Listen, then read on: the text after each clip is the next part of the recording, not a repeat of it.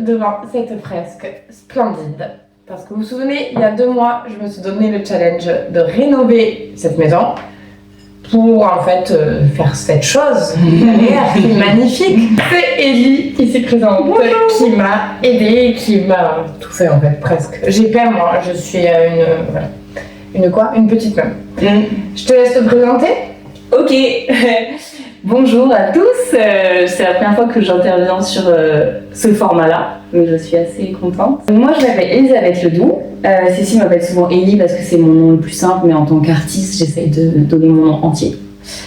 Qui peut être aussi fresquiste, mosaïste, donc c'est pas facile à dire, mais c'est pour montrer l'intitulé de mes 2 activités pro, qui sont pour moi complémentaires et géniales.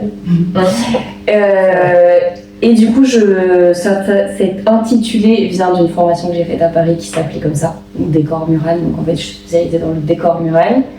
Mais c'est vrai que j'aime beaucoup en ce moment faire des fresques parce que c'est un travail qu'on peut faire à plusieurs, comme cet exemple-ci, qu'on peut faire partout. J'aime voyager, donc je m'adapte aux lieux dans lesquels je suis. Et la mosaïque, c'est une autre niche un peu particulière, je ne peux pas forcément en parler aujourd'hui.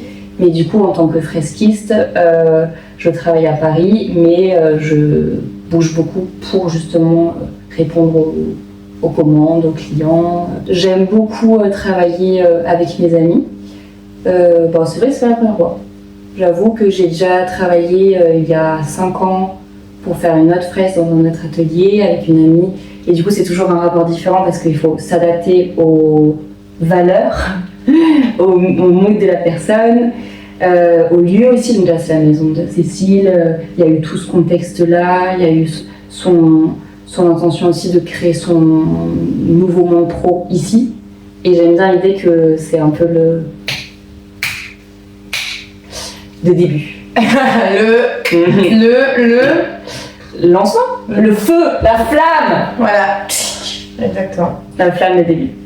Quoi de mieux pour vous raconter tout ça que de déguster un magnifique repas à base d'œufs. Évidemment.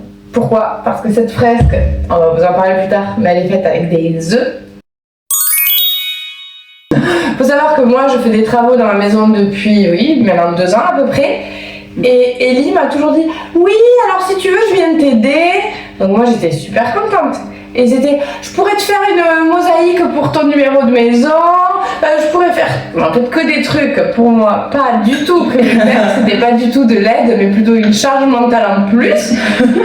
Et du coup j'étais, mais en fait, non, tu vas pas du tout venir m'aider. Bon, t'es quand même venu m'aider une fois. Mais donc voilà. Et donc je me suis dit que quand même ça serait chouette qu'on fasse un petit projet ensemble. Parce qu'on avait j'avais accompagné sur une fresque, c'était dans les Landes, à Contis, sur le cinéma. C'était trop bien, la fresque a été trop jolie. Et moi j'avais adoré l'expérience. Du coup, je me suis dit pourquoi pas faire une fresque. Et là si vous voulez, il y aura mon établi de céramique. Donc je voulais quelque chose au-dessus pour égayer et qui représente un peu les valeurs que je veux transmettre à travers mon futur... ma future activité, enfin mon atelier quoi. Ouais. Mais je tiens à dire quand même que, on a aussi une relation qui fait que tu n'es pas une personne qui a des idées, parce que j'ai beaucoup travaillé avec des gens. Putain, sérieux? C'est quoi? Les graisses. Les petits aléas du déjeuner. C'est vraiment une très bonne idée, les artichauts. Du coup, je disais que oui, habituellement, quand on demande, parce que là on reparlera aussi du choix du dessin, des intentions et des inspirations et tout, mais souvent c'est des personnes qui ont beaucoup d'idées, mais qui n'ont pas l'imagination ou l'habitude de les mettre en œuvre ou de les visualiser, voilà, c'est ça que je veux dire. Et que toi, par ta future profession et aussi ton grain artistique, parce que c'est une personne très artistique. Non mais c'est vrai que je l'ai vu, en cohabitation, on a eu des idées similaires, on a pu travailler ensemble sur d'autres projets tout à fait différents. Donc c'était aussi intéressant parce que tu n'as pas été là juste en disant j'aimerais un truc beau, point. Ah ouais, non. Ou je veux une montagne, point. Tu as eu des idées qui ont été très matérialisées et en plus avec des initiatives. Ce qui faisait que pour moi c'était différent, j'ai vraiment vécu le truc comme une collab plutôt que fais au mieux pour que ce soit beau, point. Et ça, c'était chouette. Parce que d'habitude, les gens ils te disent je veux un truc beau et tu fais. Ouais, ça a été très très fréquent que, alors soit les gens avaient une idée très en tête en mode je veux la même chose, donc du coup c'est un peu l'identique répété. Ah ouais. Ça a été genre style Cocteau, du coup je fais Cocteau à ma version, mais ça reste quand même le même lien. Et c'est vrai que du coup, moi, en fait, comment ça s'est passé, c'est que d'un coup, je lui ai dit ok, je veux bien qu'on fasse une fresque, mais j'avais pas d'idée hein, du tout. Et bon, peut-être que si vous avez regardé les vidéos précédentes, vous avez quand même peut-être un peu compris l'atmosphère, d'où je viens, tout ça. Mais d'ailleurs, j'ai jamais dit d'où je venais. J'habite à Mariège. C'est vrai. J'habite à Mariège, j'avais les Pyrénées, du coup, j'adore les montagnes. Et donc, je voulais absolument quelque chose qui transmette en fait les valeurs qu'il y a ici. Je suis née ici, moi j'adore en fait mes racines, c'est quelque chose de très chouette, je trouve. Et j'ai trop envie de le partager au monde entier parce que c'est super beau. Je lui ai fait une petite liste de... Petite, c'est ça. Ouais, non, elle m'a dit t'abuses, c'est super trop précis. Au début, je crois que ça t'a un peu fait peur peut-être, non? Carrément, mais tu parles de petite liste Pinterest? Non. Ah, d'abord dans les endroits. D'abord dans mes audios que je t'ai fait 5 minutes d'audio en gros pour lui expliquer que j'ai des gens autour d'un feu. Oui, c'est vrai. Qui danse, qu'il faut qu'il y ait de la joie, que c'est la Saint-Jean, qu'il faut les montagnes, il faut une maison, il faut du feu, des feux dans toute la montagne, qu'il faut des oiseaux, qu'il faut des étoiles, un cheval, mais je sais pas comment. Enfin voilà, c'était un peu ça le truc quoi. Oui. Et donc il y avait les éléments que tu voulais, donc ça faisait beaucoup pour un dessin, un visuel. Plus, je voyais aussi dans tes attentes que tu voulais quelque chose qui était assez épuré, des aplats, des choses qui sont assez... Enfin, qui s'imposent comme ça. Donc du coup, il fallait combiner les deux. En mode, c'était pas un style très très très chargé, fouillé, peinture à l'huile et tout. Donc il fallait que ce soit vraiment assez sobre, mais en même temps, les éléments présents. Donc pour moi, c'est pas habituel parce que j'ai pas l'habitude. C'est la première fresque où on travaille par autant d'aplats. Vraiment un style qui est chouette parce que ça s'applique bien dans la manière de peindre. En général, moi je fais des trucs très nuancés, aquarellés et tout, et là c'est bien brut et assumé, c'est cool. Donc pour moi c'était un challenge aussi. Et encore une fois, ce qui est rassurant dans notre collab, c'est que je te connais bien. Donc quand tu m'as fait un local de 5 minutes, c'était pas comme si une ariégeoise m'appelle du fin fond de sa montagne, que je ne la connais pas, que je n'ai pas trop l'habitude de l'Ariège parce que du coup je connais aussi chez toi et je connais un petit peu ta famille, tes valeurs et tout. Donc en fait il y a tout un passif qui fait que c'était ok. Pour moi c'est pas mon monde, mais je m'y suis intégrée facilement. Donc voilà, ça a beaucoup aidé aussi par le fait que je suis venue ici et tout ça. Je fais la grosse crado. Mais tout va bien. Voilà. Du coup, non, ça va. Et puis aussi que comme tu es assez, comment dire, professionnelle et anticipatrice, ça fait, on a fait ça quand même bien en amont. Tu m'as pas balancé. Pour moi ça va. Pour gérer les trucs, j'ai besoin que ça mature, que je digère. Donc je pense que tu m'avais balancé tes idées au fur et à mesure, parce que du coup on était en distance depuis le début du projet qu'on a lancé, qui devait être genre en janvier. Janvier, oui. C'est pas revu depuis quoi. Et donc depuis cette date-là, c'était cool parce que tu pouvais m'envoyer des petites intentions ici et là, des petites références, des petites inspi Instagram, Pinterest. Et moi je me disais, ah tiens, ok. Et après ça tournait. Et après je me disais, ah tiens, et après on s'envoyait mutuellement des trucs. Et tu le resserrais de ouf parce que je me disais, parce que moi je l'ai identifié comme, enfin je connais ton univers, très fleur et tout. Donc j'étais là, Cécile, il y aura des tournesols, c'est sûr. On n'a pas mis de tournesol. Non. Enfin, il y a des choses que tu as aussi recadrées pour pas s'éparpiller partout. Parce qu'en fait, dans une fresque, à moins qu'on ait fait tout l'atelier, tu ne peux pas dire tout ton monde non plus. Il faut aussi être synthétique. Et peut-être que je vous mettrai aussi un insert, du coup, la première ébauche qu'Ellie m'avait faite, la première proposition, du coup, il n'y avait pas ces personnages-là. Comment elle s'appelle cette fille? C'est Gabrielle Monceau, je crois, ou un truc du genre. C'est une illustratrice que j'adore. Et j'avais découvert par Yelana qui avait fait le calendrier de l'Avent avec des créateurs. Allez la suivre si jamais, elle est trop mignonne, si tu veux. Et elle parlait de Gabrielle Monceau et coup de cœur sur ses illustrations, mais vraiment trop beau. Et elle peint beaucoup aussi de personnages qui n'ont pas... Enfin, des personnages, on voit, c'est des humanoïdes, on va dire, mais tu peux rien identifier, ils ont tous des petits chapeaux, enfin ils n'ont pas tous le même uniforme, enfin, ils n'ont pas de visage. Mais ils ont pas de visage, ils ont même pas la forme d'un visage en fait, c'est juste un rond. Donc voilà. Et donc moi j'avais un peu ça en tête.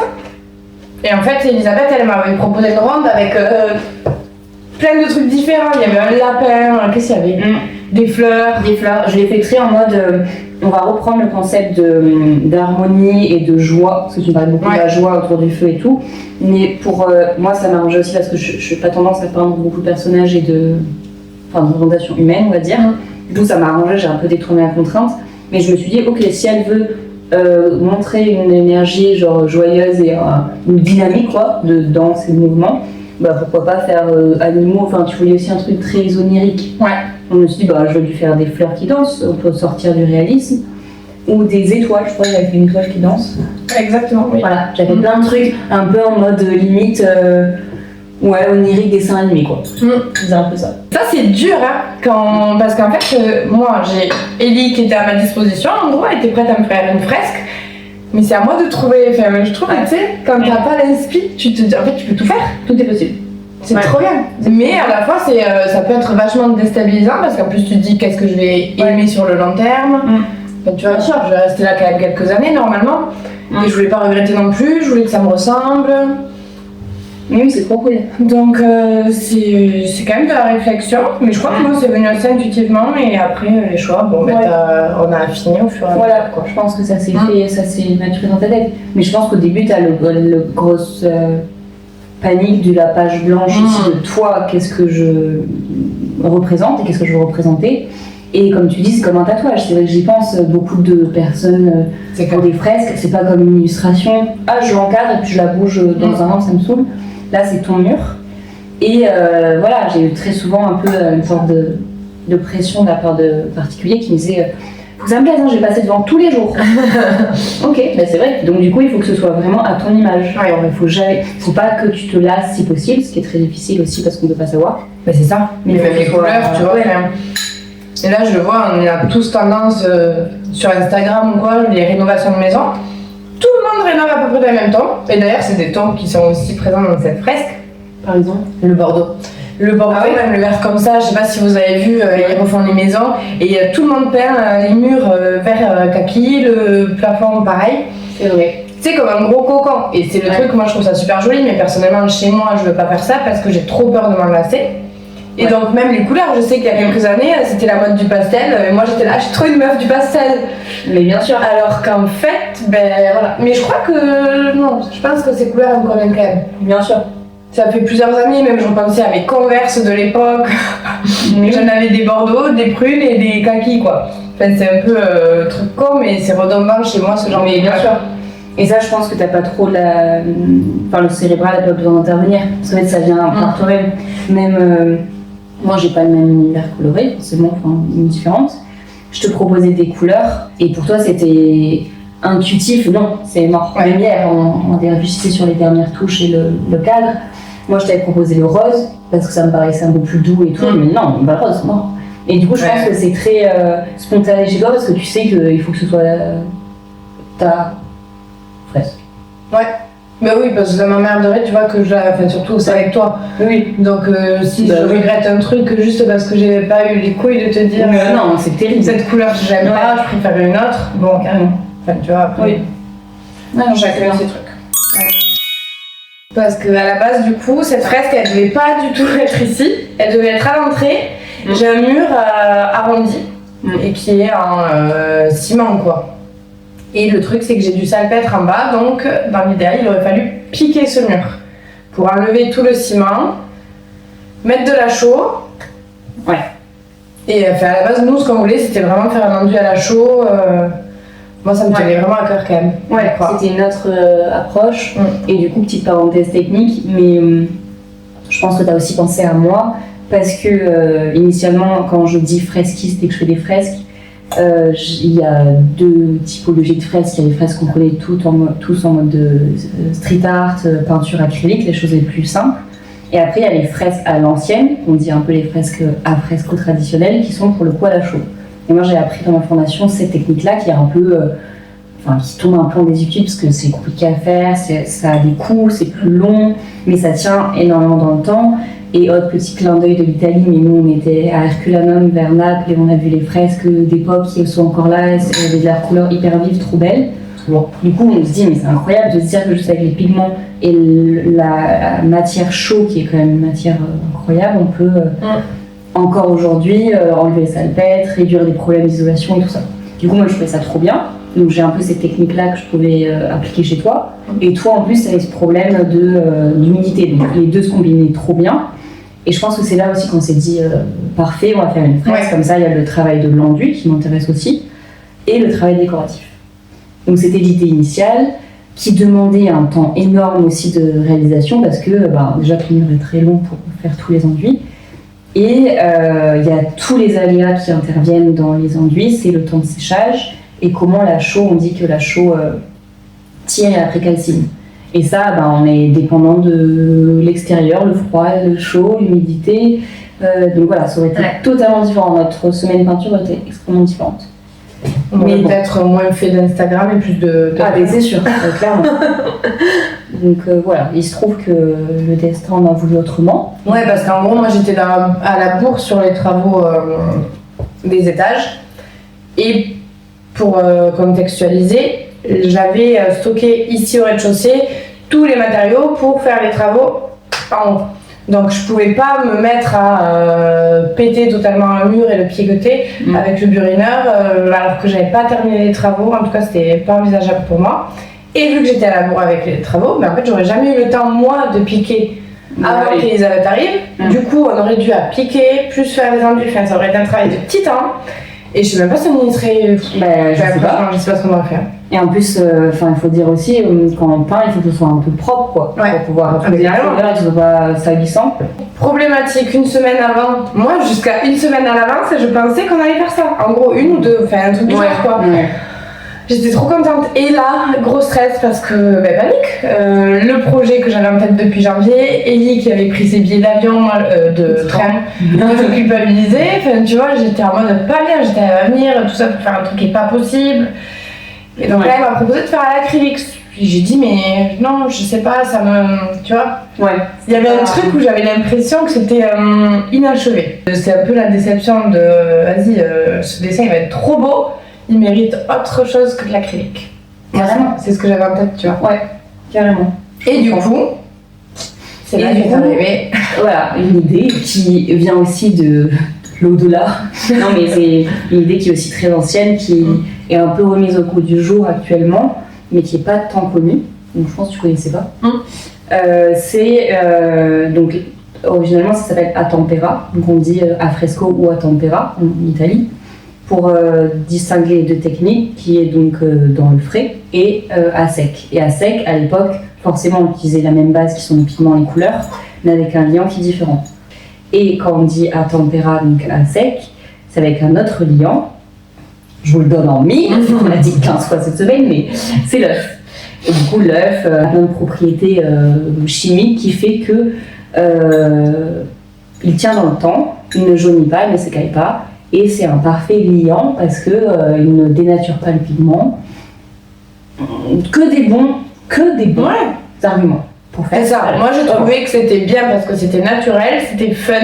Ouais. Et surtout original. Économique aussi. On n'a pas besoin de milieu. Voilà, pas besoin de milieu. Il y avait cette petite blague aussi entre nous où je lui disais, j'aime bien l'idée du local, aussi un peu écolo et tout. Les œufs c'est parfait. Enfin, t'avais une bonne. Une bonne adresse de fournisseur d'œufs. Et la question c'était la quantité, c'était drôle, tu m'avais dit du coup j'en commande 50, 100. Je savais pas. Et en fait, pour vous dire, déjà on a mangé beaucoup cette semaine, mais aussi je pense que dans les faits, on a utilisé globalement que le jaune, il nous en a fallu genre 10. Ouais, peut-être une douzaine. Ouais, voilà. Maximum, c'est économique, c'est très très bien. Oui, c'est génial. Ouais. Bon, les pigments, c'est moins économique, mais la vie et les relations humaines font qu'on se sort plutôt bien. Voilà, c'est ça. Ouais. Donc on était ravis de notre solution, ça nous a soulagés toutes les deux. Moi aussi, parce que j'avoue que, pareil, comme je vous disais, à Fresco, tu as des risques de fissures, il y a plein d'aléas qui ne sont pas forcément contrôlables. Là, c'était nickel. Bien que je n'ai jamais fait cette technique d'ailleurs, donc c'est ma première à tempéra fresque, je pense. Et pour revenir juste sur la facilité que tout le monde connaît et aborde en général dans le milieu de la peinture, L'acrylique, petit point technique, mais il y a une dimension extrêmement économique, souvent facile, tout le monde peint un acrylique, même les enfants à l'école primaire, ça peut être gouache mais aussi acrylique. L'acrylique pour nos murs, l'extérieur, bref, il y en a partout.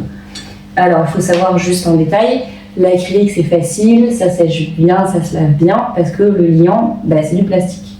Le plastique, c'est du pétrole. Donc, c'est très facilement miscible, etc. Mais juste, si on prend une dimension aussi un peu écolo, etc. Je me lâche la même, pardon. Génial. Je ne retirerai pas cette phrase. En fait, on a beau faire de l'acrylique et ça a beau être ok des petites dimensions et tout. Chaque jour quand vous peignez, on lave tout à l'eau, c'est super, mais en fait on fait du plastique, du microplastique dans les eaux. Et voilà, moi j'aime bien aussi, ça me tient à cœur de se dire ok, j'aimerais bien peindre partout et peindre pour des gens et peindre pour l'extérieur, mais si on peut ne pas foutre encore du plastique partout, ce serait pas mal. Non mais c'est ça à faire. Voilà. Moi je vois que j'ai fait toutes mes peintures de la maison, c'est soit de la chaux, soit de la caséine, donc c'est naturel les deux. Bien. Et j'aurais trop eu les boules, je crois, d'avoir de l'acrylique là, alors que j'ai, tu vois. Oui, et que t'as un rendu qui est trop bien. Oui, déjà c'est chouette. Ouais. Mais bon, donc non, c'est génial. C'est génial. Ellie, quand un client te demande je veux une fresque, comment tu te prépares toi, chez toi, ensuite quand tu arrives sur les lieux, c'est quoi les étapes en fait que tu dois faire? Du coup, c'est intéressant, c'est juste une question de mise à échelle. Parce qu'on a toujours l'impression que quand on est fresquiste, on voit tout grand, on a le geste grand, on est visionnaire. Moi, très clairement, je fais beaucoup d'aquarelle, je travaille des tout petits formats et c'est pas si compliqué d'imaginer. Enfin, si, au début pour moi c'était compliqué, mais en fait, je me suis rendu compte que ça rendait très souvent plutôt bien. Et les dessins qui sont sur A4, voire plus petits, et je l'ai fait à plusieurs reprises, qui en fait vont devenir des murs. En fait, ça marche trop bien. Parce que si le dessin sur un petit format te plaît, ça veut dire déjà qu'il y a une bonne dynamique de couleurs et de contraste. Pourquoi quand tu l'agrandis, ce serait bizarre? Ça peut, mais en général, ça fonctionne bien. Ça pourrait paraître vide, non? Non, parce qu'en fait, tout est proportionnellement plus grand. Ouais. Donc au final, c'est marrant, c'est souvent ce qu'on se dit, parce que moi, à mes débuts un peu, tu m'aurais dit autant de thématiques, je me serais dit, ok, je prends une feuille immense pour lui faire tout ce qu'elle veut. Non, mais c'est pareil. Quand je me suis mis sur un petit carnet de croquis et que j'ai commencé à faire tes personnages, ils étaient tout minuscules, mais c'est pas grave, parce que je savais qu'ils allaient être plus grands en réel et que c'était très bien. Et du coup, voilà, donc ça me permet aussi d'avoir moins le trouble de la page blanche, parce que va prendre une page déjà immense pour te dire je commence à penser une fresque, c'est stressant. Moi, j'aime bien, c'est vrai. Pour moi, me décontenancer, et je pense que tu l'as vu, les premiers croquis que j'ai fait pour toi, je les ai fait dans mon lit sur un carnet crayon papier. En mode, bon, attends, là, ça fait un petit moment que je marine toutes tes idées, j'ai eu tes Pinterest, on a pas mal discuté, à un moment, il faut balancer le crayon, quoi. Donc, ouais, je m'en souviens, c'était un jour, j'étais dans mon lit, je l'ai fait comme ça. Et j'aime bien ce brisage de glace parce que, comme c'est une dynamique à deux, je vois très bien tes premières intentions, enfin tes premières réactions, c'est ok, ça j'aime pas, ça j'aime, et c'est une dynamique ping-pong qui est trop bien. Moi j'ai vraiment besoin de ça. On a tout simplement projeté. Et c'était trop cool, parce que pareil, c'est ce que je te disais, le premier soir, je crois, t'appréhendais un peu le début. Et moi j'étais là, mais j'adore le moment, parce qu'en fait quand tu projettes, tu te rends compte de l'ampleur que ça prend. Alors, au final c'est super grand, ou alors au final ça va. Oui, parce qu'on n'avait pas du tout défini la taille. Oui. J'avais dit que je voulais un format carré. Ouais. Finalement, il n'est pas carré. Il n'est pas carré, mais il est presque carré. Ouais, et il est un peu allongé, ce qui donne une idée un peu de fenêtre. Enfin, ou de carte. Mais après, je sais pas si vous avez compris, c'est trop beau. Après, là, c'était très bien. Ouais, c'était bien. Franchement, on a fait ça le soir. Ouais. Le lendemain, du coup, on a pu tester les pigments. Donc, on a pris tous les pigments en gros qu'on avait, on les a mélangés avec du jaune d'œuf et on a fait des tests sur des plaintes que j'ai en face de moi. Mais bon, je mettrai des inserts. Ouais.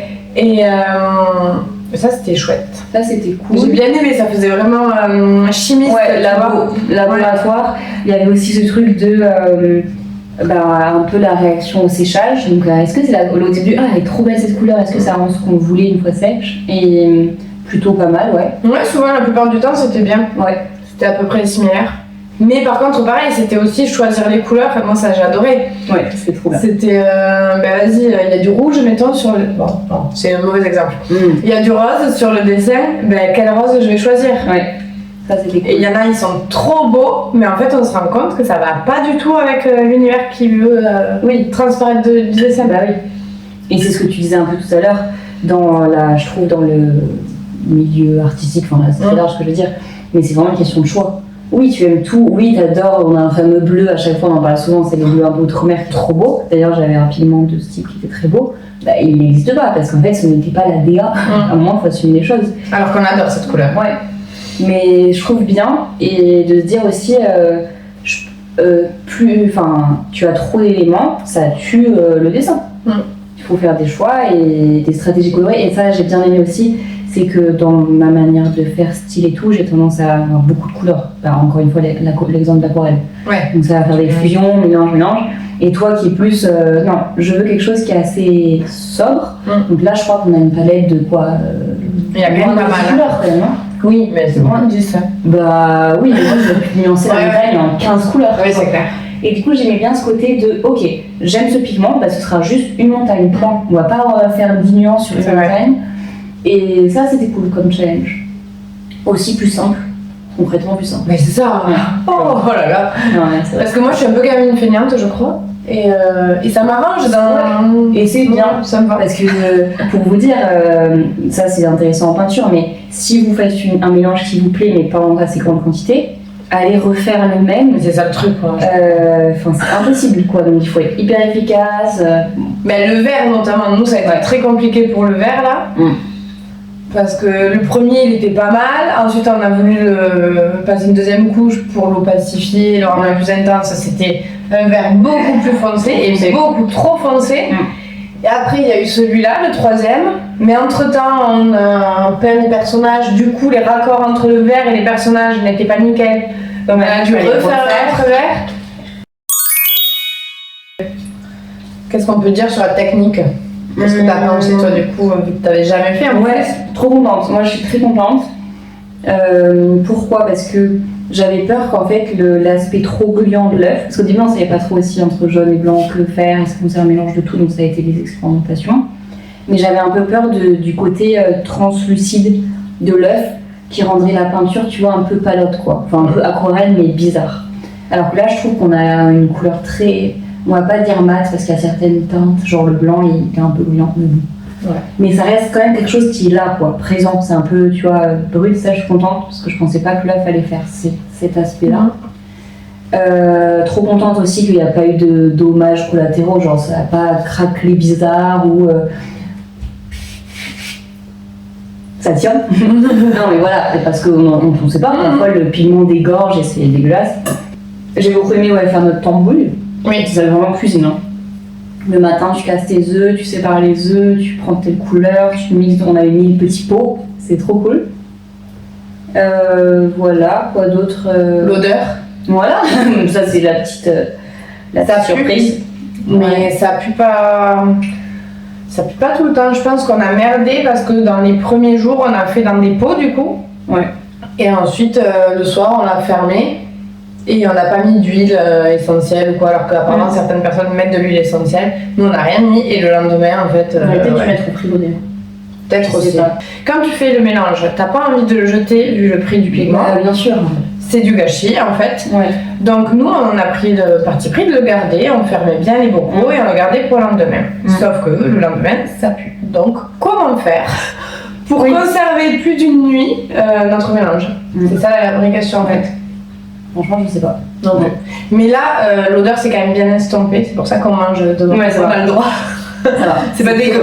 Parce que franchement, c'était le troisième jour, je crois. À un moment, il y avait un pic. C'était chaud. Bon, après, il faut savoir qu'on est en intérieur, c'est pas très ventilé ici. Je pense que vous le faites dans un truc où il y a la fenêtre juste à côté, c'est ok. Ouais. Et nous sommes de retour pour vous jouer le mauvais tour. Hey, hey, hey. Bon, les artichauts, c'était trop cher à manger, donc on a terminé tranquillement, je dirais. Enfin, moi, parce que je suis vraiment boulée. Et là, on attaque avec une petite mousse au chocolat. Elle a l'air un peu de non? Bah, je t'ai dit, c'est minimum 4 heures. Ah ouais, merde. Moi, ça va aller, non? Oui, ça va. C'est juste qu'elle sera moins ferme. Voilà. Non, mais pour clôturer le thème œuf de la semaine. Ouais. Voilà. C'est trop bon. Bonne. Elle est bien. J'ai mis de l'huile d'olive. Petit tips, l'huile d'olive et un peu de Trop sel. bonne, j'adore. Super. Il faut quand même avec nous. Pardon, mais j'adore. Ok. Et on en a profité aussi pour rapatrier Pinceau haut. On va pouvoir signer à la fin de la vidéo avec vous. Trop bien. Voilà. Dernier acte symbolique du final. Ouais. Trop cool.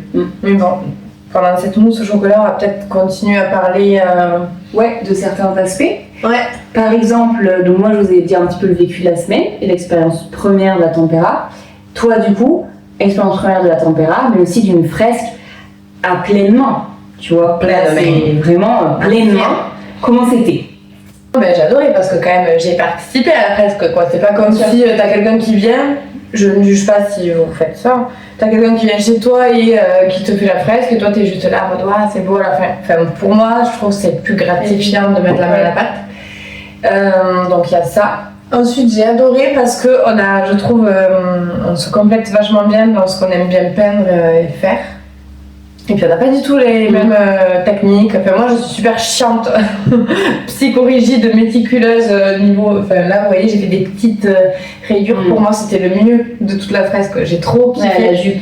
Voilà. Et aussi j'ai adoré choisir les couleurs des costumes. Parce que ça c'est moi qui sais comment on est habillé. Parce que j'ai pas expliqué. Bah oui, ça élément très important aussi. Hein. Ouais. Parce que vous voyez ça au fond depuis tout à l'heure, mais vous vous dites qu'est-ce qu'elle a voulu représenter. C'est une secte. C'est pas tous les jours qu'on voit des danseurs habillés de manière chelou danser autour d'un feu. Je sais pas vous, mais... Donc ça, c'est en fait une illustration, peut-être qu'on aurait pu commencer par ça en fait, de mon groupe de danse trad. Oui. Et on représente donc les coutumes, on va dire, locales, et notamment la Sainte-Joanne, la Saint-Jean du coup, qui a lieu tous les 23 juin. Je sais pas, autre part en France, ça doit être célébré, mais je sais pas trop de quelle manière. Donc voilà, normalement on danse avec des sabots aussi. Et il n'y a que pour la Sainte-Joanne qu'on les enlève parfois parce qu'on a retrouvé des témoignages où ils parlent de marcher pieds nus dans la rosée du matin. Donc c'est tout un truc qui a déjà simplifié la peinture peut-être. Et un peu ça ce que je voulais représenter, cet aspect festif, assez traditionnel, avec la cabane à côté, la petite cabane de berger, aussi dans laquelle les randonneurs peuvent dormir, peuvent aller se réchauffer lorsqu'il fait froid, faire un petit feu. Donc c'était un peu ça l'idée. Ensuite il y avait quoi? Des étoiles, pourquoi je ne sais pas, parce que j'aime bien les étoiles, parce que c'est pétillant, parce que c'est lumineux, parce que c'est génial. Un peu aussi comme on disait onirique, ça fait un peu le rêve. On a quand même représenté la fumée. La fumée c'est un peu l'imaginaire, enfin, le nuage, c'est un cheval. Ouais. Je pense que t'avais un peu aussi ça, le fait de rêver quoi. Oui, mais oui, c'était très. Je voulais un truc naïf, onirique. Mais le cheval, tu vois, j'aurais pas pensé moi le faire en fumée. Ça, c'est une proposition d'Elisabeth que je trouve trop cool. Ah oui, ok. Et c'est vraiment très chouette, justement, parce que ça apporte cet effet un peu magique aussi. Et non, voilà quoi. Et aussi, oui, le cadre. Trop beau cadre, j'adore, je suis fan. Et ça, c'est parce que j'ai retrouvé des photos de famille anciennes. Et vous savez, à l'époque, ils coupaient avec un ciseau cranteur. Et du coup, ça fait, je trouve, un effet qui est vintage déjà et très mignon. Moi, je suis super attachée à tous ces détails anciens. Comme pour les costumes, vous voyez, avant, ils avaient des costumes super chiadés. Vraiment, tout le monde passait du temps pour savoir comment s'habiller. Alors que les gens, ils n'avaient pas un rond, tu vois. Mais en fait... ça dépend où. Mais bon, il y avait ce temps-là où le soir, au coin du feu, tu vois, les femmes, elles étaient en train de coudre tous les costumes. Et je trouve ça magnifique. Et pour les photos, ça me fait penser un peu à la même chose. C'est prendre soin en fait des objets, des éléments qu'on a autour de nous. Et c'est beau, ouais, je trouve. Ça c'est cool. Encore une fois, on peut dire ton héritage. Parce que tu vois, il y a ce truc de... Pour toi, je vais demander, mais explique ce que tu as voulu représenter, nous on sait pas. Elle me dit, c'est simple, on voit.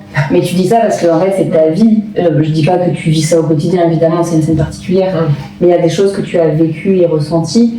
Et il suffit de pas venir de cette région pour ne pas forcément comprendre. Tu m'as dit, j'aimerais un feu avec des gens qui dansent. Oui, effectivement, moi, je pensais à une secte. Oui, c'est Ça, ok. Elle m'a dit j'ai vraiment peur en fait de faire un dessin où il y a une secte et que les gens ils pensent que je suis bizarre. Et c'est vrai, et tu m'as montré un catalogue énorme de beaux moments de la Saint-Jean ou non, mais de danse en tout cas, que tu as vécu d'ailleurs, donc c'est des photos récentes. Et des photos du coup plus d'époque sur un petit peu les paysages, la cabane et tout. Bah ça pour toi c'est un peu l'évidence parce que c'est ton quotidien et c'est voilà, l'héritage. Et je trouve cool de l'expliquer ou juste de l'avoir représenté parce que c'est un peu singulier de ta personne aussi. Donc c'est cool. Tes valeurs. On en est un peu à l'heure aussi. Mais... Dernier truc, mais tout à l'heure on parlait des couleurs, tout ça. Et en fait, ben justement, Ellie est en train de boire dans une tasse et on buvait dans cette tasse là l'autre jour et on s'est rendu compte que même sur mes tasses, j'ai mis exactement les mêmes couleurs que ce qu'il y a dans la fresque. C'est des teintes. Ben, le bleu il est pareil, il est trop beau, il est profond, et tout ce que tu veux. Exact. Rose, le vert. Pareil. J'ai pas de Bordeaux par contre. J'ai pas d'émail Bordeaux encore pour le moment. Non, mais c'est des teintes qui sont assez. qui se répondent bien ensemble. Ouais. Et donc. Aussi fun fact, et j'avais pas du tout pensé à cette tasse en lui faisant la commande de la fresque, mais il y a des oiseaux, des étoiles et une lune. Ouais, carrément. Ça c'était trop drôle. Donc c'est chouette parce qu'en fait j'ai l'impression que je construis pas juste vas-y je mets une peinture dans mon atelier et puis voilà, mais j'ai l'impression de construire un univers. Ouais. Et là ça me plaît, vous voyez, je suis là. C'est bien, je pense qu'on me dit souvent, là c'est le symbolique de ok on démarre quelque chose, mais concrètement oui tu démarres quelque chose parce que c'est pas juste pour faire beau. Enfin si, mais c'est pour faire beau, mais c'est aussi ça parle de tes valeurs et t'as pas fait lien parce que c'est toi. Ouais. Mais moi c'était évident, genre je bois dans cette tasse et je me dis tiens je vais peindre des oiseaux aujourd'hui, bah en fait c'est ton thème, enfin, parmi d'autres, hein, mais ça c'est cool. C'est trop bien. Voilà, et je voulais juste rebondir sur notre différence, complémentarité. Tu dis que tu aimes beaucoup la méticulosité et tout, c'est vrai que tu es assez carrée dans ta manière de faire, parce que tu es assez rigoureuse, donc ça s'y prêtait super bien pour ça. Mais c'est drôle à quel point moi j'ai tendance par ma personnalité à faire les choses un peu plus librement. Mais pour autant, ce fameux cadre là qui rend hyper bien, vraiment, je ne l'aurais jamais cru vraiment. Non, parce que pour moi, quand on parle de cadre, c'est quelque chose qui va venir fermer la peinture, donc il faut que ce soit chiadé, nickel, enfin, ou alors pas nickel, tu l'assumes. Mais celle-ci, c'était hier soir, du coup on finissait la fresque. Peut-être tu prends un niveau ou une règle. Non, c'est bon. Je me suis dit putain, elle a la flemme, elle va tout bousiller. Non, pas du tout, parce qu'elle avait son idée en tête, ça c'est cool, t'as ton idée en tête, et comme tu t'es sûr, parce que c'est aussi toi et ça revient à ce que tu disais de la photo, tu l'as fait, t'as fait le cranté comme tu souhaitais. Et voilà, j'aime bien cette idée aussi de j'aurais pas eu cette idée et elle est là, elle est trop bien. Trop mignon. Ah vraiment, ça c'est cool. Donc très bonne complémentarité je pense, ouais, en création. Ouais, Ça c'était intéressant. Ouais. C'était chouette. C'était chouette. Pam pam pam. Moi, c'est beau. Oui, pardon.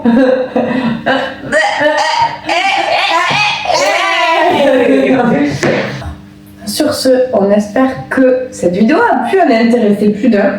Pour moi, c'est un peu une petite vidéo mémoire de ce qui vient de se passer. Carrément. Et c'est chouette. Ça c'est bien.